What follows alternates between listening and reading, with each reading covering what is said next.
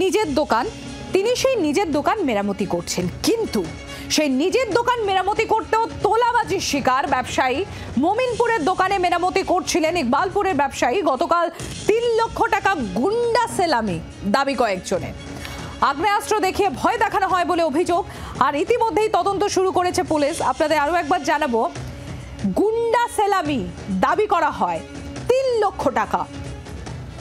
পিয়ালি মিত্র আমাদের প্রতিনিধি রয়েছেন আমাদের সঙ্গে। পিয়ালি, নিজের দোকান নিজে রিপেয়ার করছেন, সেখানেও গুন্ডা সেলামির দাবি, তাও 3 লক্ষ টাকা। একেবারেই দেখো, খাস কলকাতায় এই ঘটনা ঘটেছে। এই ব্যবসায়ী তিনি ইকবালপুর এলাকার বাসিন্দা এবং মোমিনপুরে তার একটি দোকান রয়েছে, সেই দোকানের রেনোভেশনের কাজ চলছে।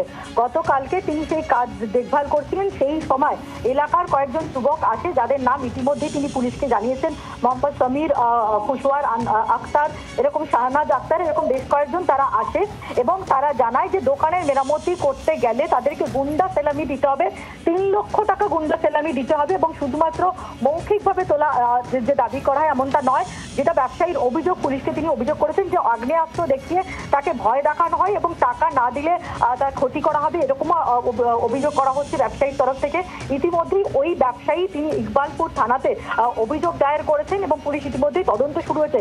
খুব স্বাভাবিকভাবে একজন ব্যবসায়ী তার পুরনো দোকান, তার নাদেই দোকান, সেই দোকানে সামান্য মেরামতি তিনি কাজ করছেন এবং খাস কলকাতায় সেখানে কয়েকজন যুবক গিয়ে গুন্ডা সেলামি কোট আনকোট তাকে যেটা বলা হয় যে দোকানের মেরামতির কাজ চালাতে গেলে তাকে গুন্ডা সেলামিটি দিতে হবে, সেলামি দিতে হবে, 3 লক্ষ টাকা গুন্ডা সেলামি দিতে হবে। এবং এরপরে তারা সেখান থেকে ভয় দেখিয়ে চলে যায় এবং টাকা দাবি করে। তারপরে ব্যবসায়ী অভিযোগ দায়ের করেছে। ইতিমধ্যে ইকবালপুর থানার পুলিশ ঘটনার তদন্ত শুরু করেছে।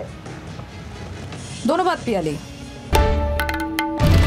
বাংলার আওয়াজ, বাঙালির আবেগ, জি 24 ঘন্টা।